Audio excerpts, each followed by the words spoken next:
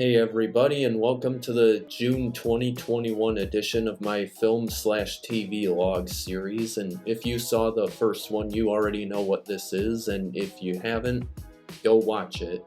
Give me those views. So yeah, I'm just gonna jump right into what I watched over the last month. Bo Burnham's Inside. I'm not going to say too much about this because I have something about it in the works, but I'll just say that I love Bo Burnham's material and he's really captured something special with this. I can't recommend it enough, and go watch his other two specials that are also on Netflix. Castlevania Season 4. This is a Netflix animated series, and I actually have really similar thoughts to this as I do to Invincible, even though I would say Invincible is better in my personal opinion. This is considerably more dark and violent throughout than Invincible, but a lot of the same things I said about that show apply here. Good characters and plot development with great fight scenes.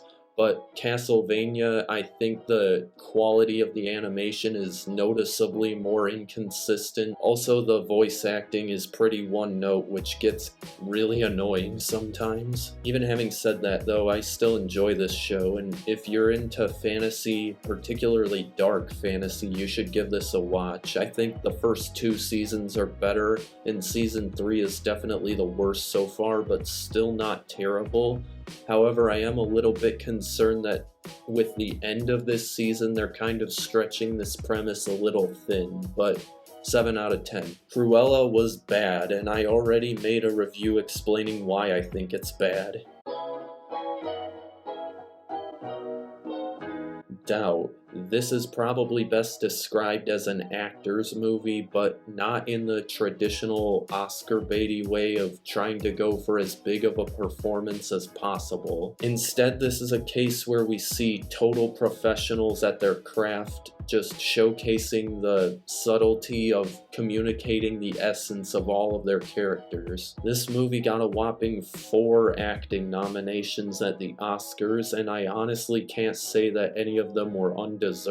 It deals with some slightly disturbing subject matter, and certain parts of it were really uncomfortable to watch, but that's definitely the goal of the movie, and it's communicated really well. There isn't any one aspect of this movie that isn't at least competent, but that being said, there wasn't really an X factor for me to really get me emotionally invested in the story, but this is definitely a really well-made movie, and I have to respect it for that alone. 7 out of 10.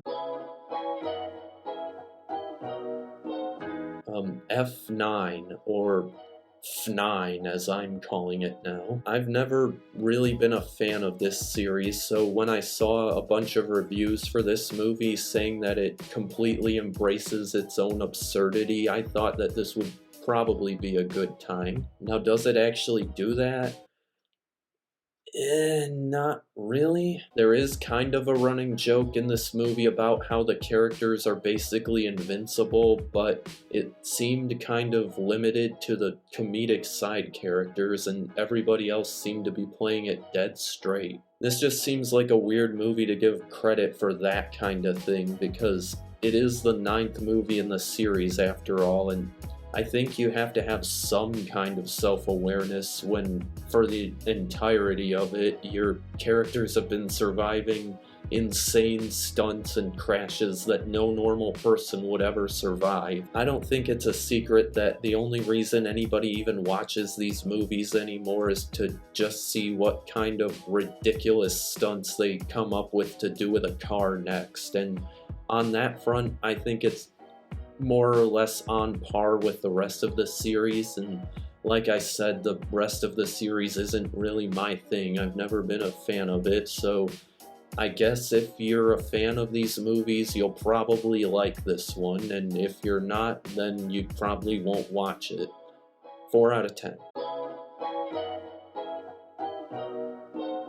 In the Heights. This was a musical movie produced by Lin-Manuel Miranda of Hamilton fame. I've gotta say, there was a lot of impressive cinematography and choreography going on through most of the movie. It's a really good looking movie, and most of the acting and singing was pretty good too. Where it really didn't connect with me was that it is pretty long at 143 minutes, and that runtime doesn't feel justified. That's the trade-off of telling a relatively simple story in the form of a musical with a huge cast. Not helping is the fact that the musical sequences didn't really seem to progress the story at all. They were more or less just stretched out versions of what we learned in the dialogue beforehand, with a few notable exceptions. I should also point out that the setting clearly had some inspiration from Do the Right Thing, but not to the point that it felt annoying and like it was derivative. But yeah, if you like this movie, you should definitely watch Do the Right Thing. But yeah, I still like this movie overall, and I think that's saying something because musicals have a pretty hard time of winning me over, especially if I have a problem with how they're constructed.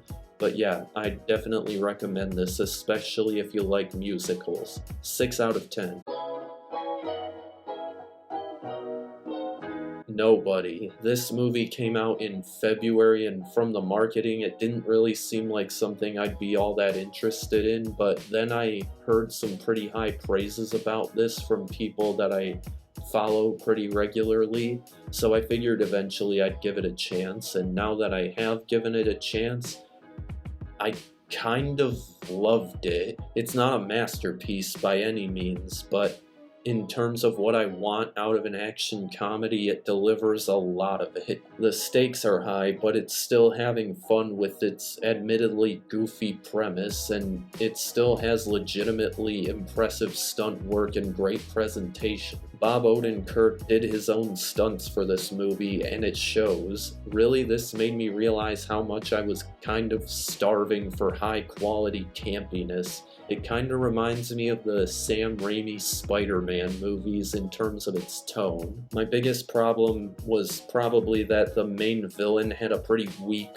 presence to him, and outside of one glorious freakout scene where he hits a guy who's already laying in a hospital bed in the face with a chair, I didn't find him all that entertaining. Boy, that last sentence was a struggle to get through without laughing. Outside of that, this movie's just a blast to watch, and it's only an hour and a half long, so not a big commitment at all. I definitely recommend this one. 8 out of 10. Our Friend. This is a heartstring puller that has a nice story and a solid cast. It's just a little bit too formulaic for my taste, though I did respect the decision to mostly go without music up until the end of the movie, and I really enjoy seeing Casey Affleck and stuff. This isn't anything special, but not a total waste of time either. 6 out of 10.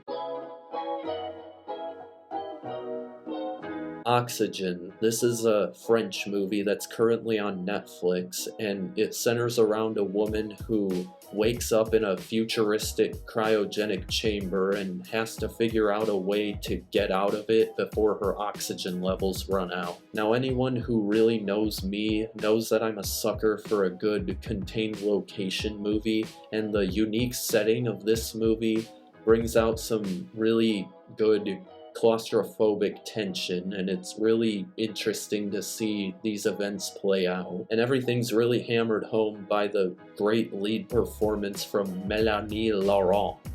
Yep, I took 1 year of French. I know my pronunciations of stuff. I've never seen the movie Buried with Ryan Reynolds, but I am aware that the baseline premise is pretty similar to that one. Not to say that this movie ripped it off or anything, just thought I'd mention it. This movie also isn't perfect by any means. There's a twist toward the end that made me rethink the whole thing and wonder how much they had to constrict how they revealed information to keep that a twist, because I'm pretty sure since she has an AI that she can talk to, She probably should have figured that out beforehand, but regardless, I still thought that this was a tense and engaging experience, and I definitely recommend it to most people, especially thriller fans. Well, I suppose you all want to know what I thought about the Sling Blade motion picture. I did appreciate old Billy Bob's performance, I reckon. But he never did make much of a director. No, sir. I seen a few things that here and there shots looked like they was out of focus. Some people called it blurry. I call it out of focus.